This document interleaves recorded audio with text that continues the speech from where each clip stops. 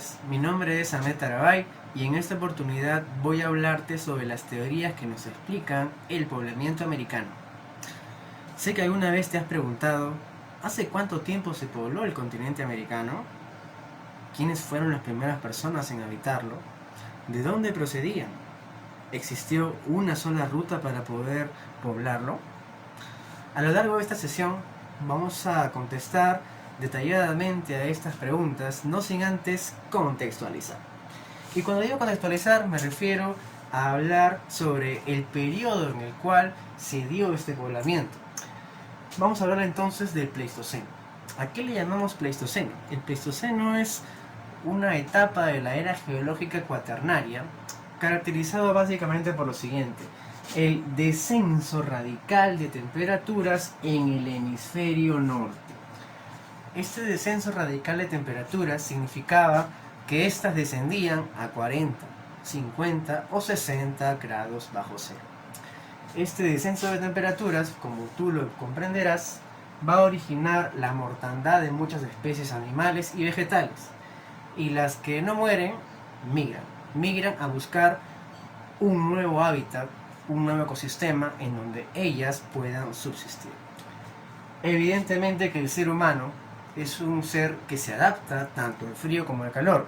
No obstante, dada que su fuente de alimentos principal eran los animales, la megafauna, y esta o se extinguía o por el contrario migraba, el ser humano también tuvo que haber migrado. ¿Dónde estaba el ser humano durante el Pleistoceno? Vamos a verlo.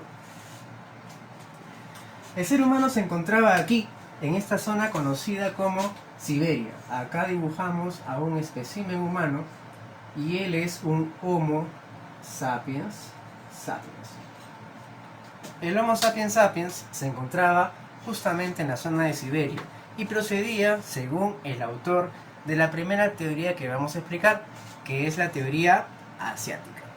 La teoría asiática fue planteada por el antropólogo de origen norteamericano Alex Herlicker. ¿Qué nos dice Alex Herlicker sobre esta teoría? Nos dice lo siguiente, observa. El Homo sapiens sapiens cruzó desde Siberia, llegó al estrecho de Bering y posteriormente a Norteamérica. El trazo que hizo fue el siguiente.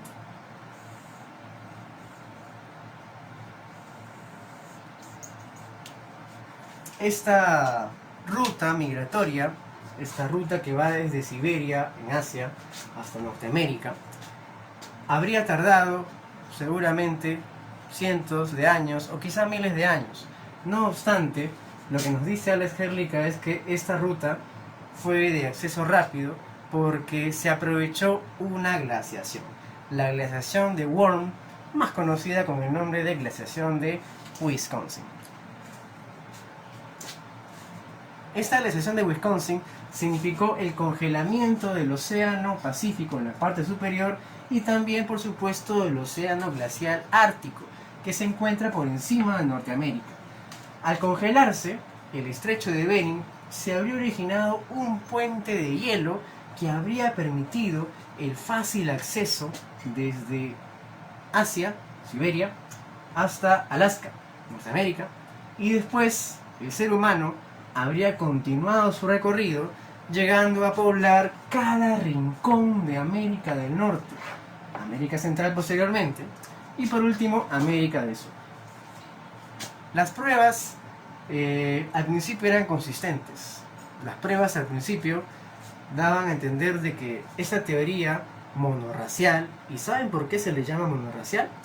Porque según Alex Herlicker, la única raza que había poblado América era la raza procedente de Mongolia, la raza asiática. Pero con el paso del tiempo se fueron descubriendo otros yacimientos arqueológicos y antropológicos que empezaban a demostrar que la hipótesis de Alex Herlicker quizás empezaba a sucumbir. Y es que a lo largo del continente americano surgieron nuevos restos humanos que aparentemente daban una antigüedad mayor a la de Clovis. ¿Qué antigüedad tiene Clovis? Clovis, que por mucho tiempo y también desde la época en que Alex Herlihy vivía hace mucho tiempo ya, Clovis representaba a la especie humana más antigua en América, 13.500 años antes de Cristo. La cultura Clovis había originado un consenso en todos los intelectuales, académicos, científicos, arqueólogos y antropólogos americanos.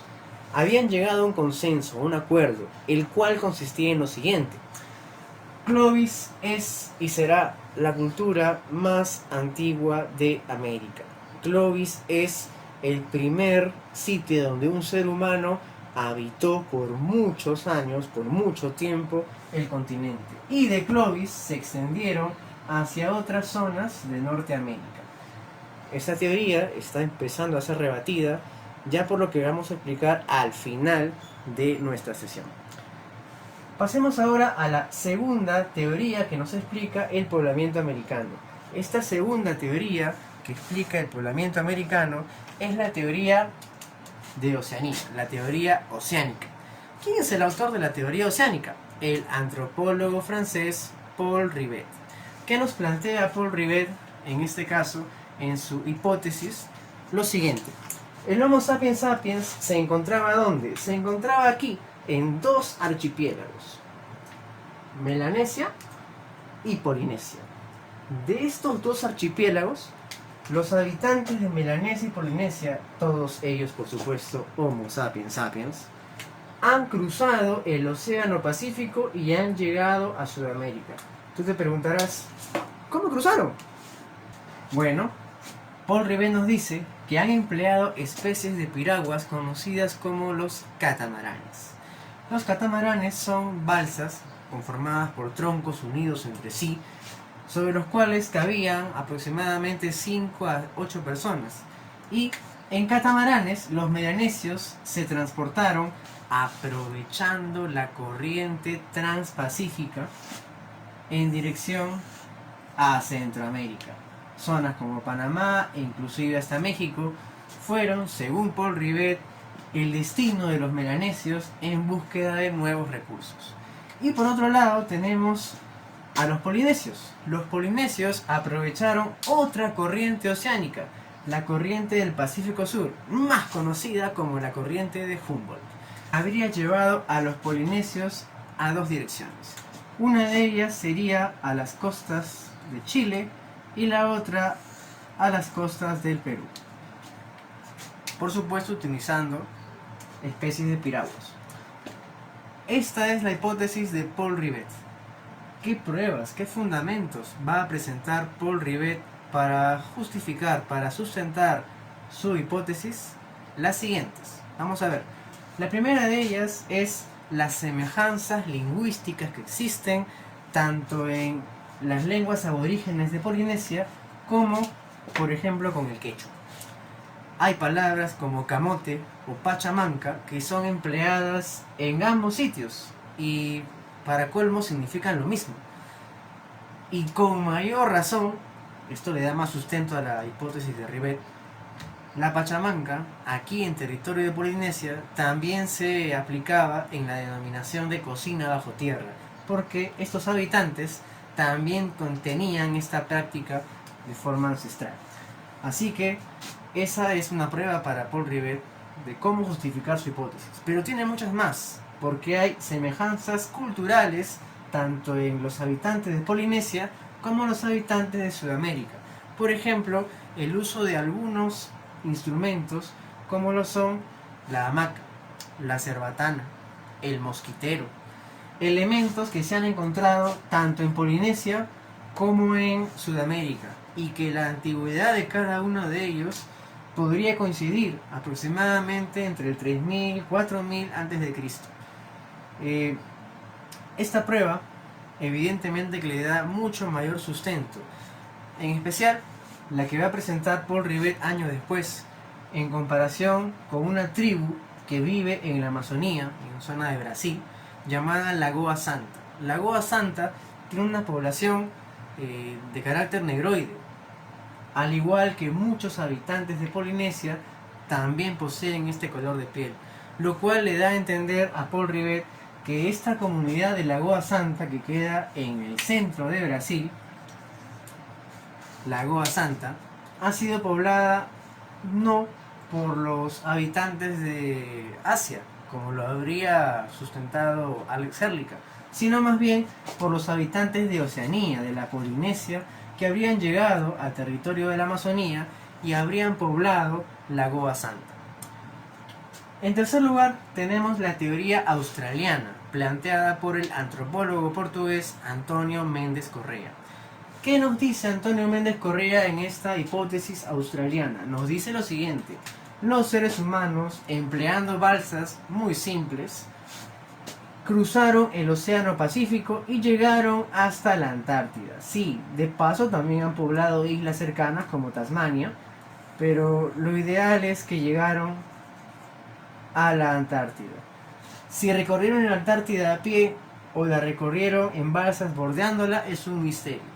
Lo que se sabe, según Méndez Correa, es que habrían llegado desde la Antártida hasta el extremo sur de Chile, una zona conocida en la actualidad como la Patagonia. La Patagonia pertenece tanto a Chile como a Argentina. Gran parte de esta en realidad es Argentina en la actualidad. Pero en la Patagonia Argentina han encontrado similitudes culturales entre australianos aborígenes y los primeros habitantes de las pampas argentinas, como por ejemplo el uso del boomerang. Instrumentos o armas arrojadizas como el boomerang han sido halladas tanto en territorio australiano como en territorio de la Patagonia. Asimismo, una evidencia todavía con mucho mayor fortaleza es el encuentro de chozas en forma de colmena, además también de instrumentos musicales como los zumbadores. Todos ellos demuestran para Méndez Correa la migración australiana hacia territorio sudamericano. Y en cuarto lugar tenemos una teoría nueva, relativamente nueva en realidad, de la década del 90 ya que está, planteada por dos estadounidenses, arqueólogos ellos. Sus nombres son Dennis Stanford y el otro es Bruce Bradley. ¿Qué plantean estos dos intelectuales? Lo siguiente, escuchen. El ser humano, en una cuarta teoría, no llega a América ni de Asia, ni de las islas oceánicas, ni tampoco de Australia. La cuarta teoría, planteada por estos dos arqueólogos, nos dicen que llegaron ¿de dónde? De Europa. Así es. De Europa viajaron por el océano Atlántico, lo cruzaron hasta llegar a Norteamérica. ¿Es cierta esta teoría? ¿Se puede considerar a esa teoría como científica? Vamos a ver. En primer lugar, lo que nos plantean estos dos arqueólogos, Stanford y Bradley, es que esto se habría producido alrededor del 20.000 a.C., una etapa todavía conocida por su extrema frialdad, todavía se encontraba en la época del Pleistoceno, y es así que la parte superior del Atlántico se encontraba congelado, estaba lleno de icebergs, y esto habría originado que los seres humanos habrían navegado en balsas, rodeando los icebergs, o por el contrario, caminando, cosa que no lo dicen estos dos arqueólogos. No obstante, llegaron a territorio oriental de Norteamérica y se habrían establecido aquí y poco a poco habrían empezado a poblar el territorio norteamericano. La pregunta es, ¿se puede justificar esto? ¿Se puede sustentar científicamente esto? Presentaron estos arqueólogos, Stanford y Bradley, una prueba. La prueba es la similitud de las herramientas líticas que existieron tanto en Clovis como en territorio de Europa Occidental, específicamente en las zonas de España y Francia. España y Francia pasaban por un periodo conocido como el periodo solutrense. En este periodo solutrense han encontrado herramientas líticas muy, pero muy parecidas a las herramientas encontradas en Clovis. Esto, para Stanford y Bradley, representa una prueba fundamental, al igual que el hallazgo de algunos cráneos entre habitantes caucásicos de Europa y habitantes que aparentarían también ser caucásicos en Norteamérica. A continuación, les hacemos una pregunta. ¿Podemos considerar a una de estas 4 teorías superior o con más pruebas por encima de la otra? Eso lo dejo a criterio de los oyentes. Sin embargo, tenemos que mencionar algo que al inicio les habíamos ya dado una orientación de lo que explicaríamos, y es el sitio arqueológico en Chile conocido con el nombre de Monteverde. ¿Qué es Monteverde? Monteverde representa un sitio arqueológico ubicado muy cerca al puerto Montt, ubicado en el sur de Chile, y en Monteverde lo que ha hallado un arqueólogo norteamericano llamado Tom Dillehay es lo siguiente: ha encontrado evidencia de ocupación humana y restos líticos en una cueva llamada así Monteverde, cuya antigüedad, esto es increíble, ¿no?, supera la de Clovis. La antigüedad de Monteverde es del 14.800 a.C. aproximadamente, mientras que la de Clovis, si recordarás, es de 13.500 a.C. Si comparamos Monteverde y Clovis, es evidente que Monteverde es más antiguo que Clovis. Y Monteverde terminaría por destruir la hipótesis de que la teoría asiática de Alex Herlika sería la única vía de poblamiento. Dado que Monteverde es más antiguo que Clovis, no es posible que la única forma de poblamiento haya sido como la dijo Alex Herlika, sino más bien se estaría cumpliendo lo que dijo Paul Rivet. Paul Rivet, autor de la teoría de Melanesia y Polinesia, no se cerró a otras posibilidades, sino que dijo lo siguiente: América fue poblada por muchas rutas. América fue poblada por distintos caminos. Distintas etnias llegaron a América y todas ellas crearon su cultura propia en territorio americano. Algunas se encontraron, se generaron sincretismos, otras desaparecieron. No obstante, Monteverde nos da un indicio de que quienes hayan llegado aquí, no se sabe exactamente si de Oceanía o si de Australia, lo que se sabe es que no representan a la migración asiática de Alex Herlika. Si bien es cierto, en Estados Unidos hay otros yacimientos como Topper, American Falls, Buttermilk Creek, que tienen más antigüedad que Monteverde. Quizás la antigüedad de estos sitios en Estados Unidos llega hasta el 50.000 a.C., 60.000 a.C., pero todavía son sitios de mucha polémica por el tema de la antigüedad, dado que la técnica empleada, el radiocarbono 14, se contradice con otras técnicas empleadas como la de luminiscencia, por ejemplo. Y esto significaría que hasta el momento los demás sitios pre-Clovis que se han encontrado en Norteamérica todavía no son considerados científicamente como antecesores a esta cultura tradicional como lo es Clovis.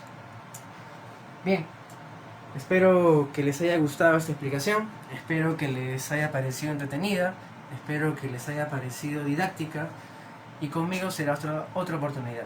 Si tienes alguna duda, algún inconveniente, escribe en los comentarios y hasta la próxima. Chao.